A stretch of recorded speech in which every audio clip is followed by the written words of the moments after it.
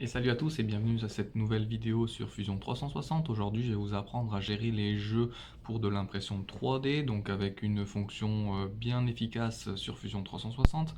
Nous allons commencer donc par créer un pad vis, donc tout simple, un cercle de diamètre de 10 mm pour fabriquer un filet en M10. Donc quand on clique sur la surface, nous allons donc créer et nous allons faire un filetage. Pour le filetage, vous devez appuyer sur modéliser en impression 3D, c'est bien important, sinon le filetage ne sera pas apparent lors de vos impressions.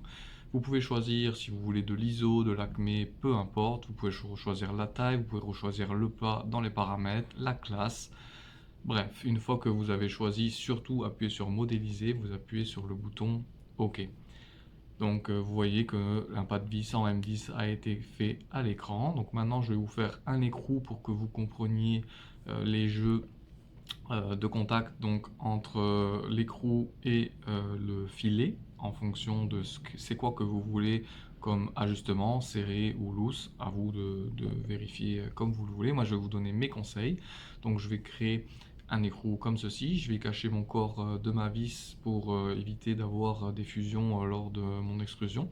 Je vais créer un cercle de 10 mm donc pour recréer un filetage M10.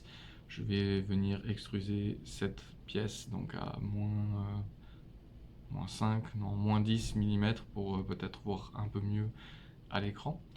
Je vais cliquer sur le diamètre intérieur, je vais faire un créer et je vais aller dans filetage comme tout à l'heure. Bien attention à faire modéliser.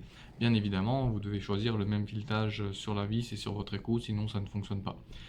Donc une fois que je suis rendu ici, pour que vous compreniez bien, je vais aller dans l'outil inspecter et je vais faire inspecter une section. Donc comme ça on va voir le filetage coupé en deux. Donc je vais choisir cette esquisse juste ici, je vais cliquer sur OK pour être au centre.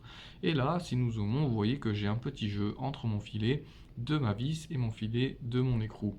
Alors pour du métal, c'est très bien, donc pour de l'acier inoxydable, c'est le jeu que vous avez de base, mais votre imprimante 3D ne sera pas capable de respecter un jeu aussi précis.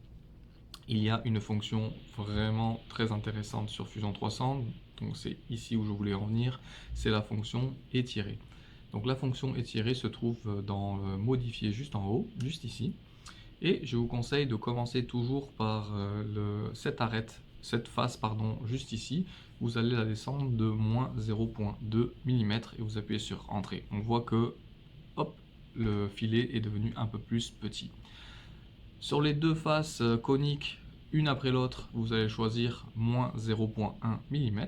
Donc vous voyez que finalement les proportions du filet ont été respectées puisque j'ai commencé par la face sur le côté et je suis venu descendre les arêtes coniques. Donc si on retourne avec toutes mes pièces, nous voyons déjà que le jeu est un peu plus important.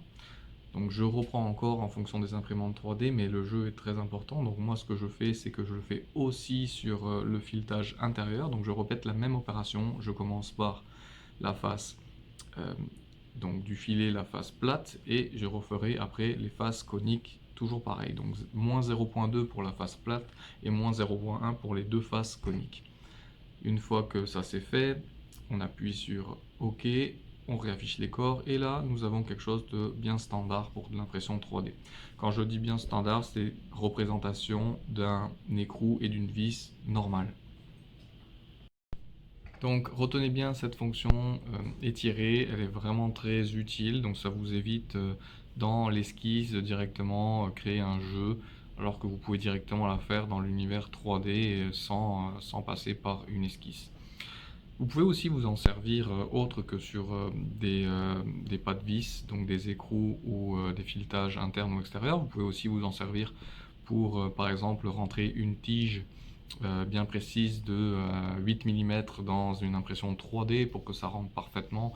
Vous pouvez faire la même chose sans parler de filetage, donc vous pouvez le mettre dans un cylindre, donc comme j'ai fait à l'écran, donc pour agrandir un petit peu le trou pour que votre pièce puisse passer. Alors vous pourrez faire des essais, hein, ça dépend quel type d'imprimante vous utilisez. Vous pouvez le faire sur multiface, hein, vous n'êtes pas obligé d'appuyer sur une seule face, vous pouvez appuyer avec le contrôle enfoncé et sélectionner plusieurs faces. Donc là à l'écran, je vais vous dessiner un carré, donc pour que vous le fassiez aussi sur par exemple emboîter un carré dans un carré. vous pourrez vous amuser avec votre imprimante à essayer plusieurs solutions. Donc là, ce que je vais faire, c'est que je vais faire un petit moule de mon carré. Je vais aller faire projeter, inclure, projection, juste ici, ok. Je vais sélectionner cette face. Je vais faire terminer. Puis je vais aller l'extruder en créant un nouveau corps. Juste ici, ok. Puis là, on voit que mes deux carrés sont très serrés, donc ils n'ont pas de jeu d'ajustement. Comme je vous disais, on appuie sur le bouton CTRL foncé, on vient sélectionner toutes les faces, et nous avons besoin de la fonction étirer. Nous créons un jeu de moins 0,2, donc le moins 0,2 sera appliqué sur toutes les faces, vu que vous sélectionnez toutes les faces en même temps. Vous voyez, j'ai un petit jeu qui est affiché à l'écran. Donc ce tutoriel est fini, j'espère qu'il vous aura été vraiment très utile. En tout cas pour de l'impression 3D, c'est quelque chose que on s'en sert assez fréquemment, donc c'est très important. Sur ce, à plus et merci, bye. Et salut à tous et bienvenue à cette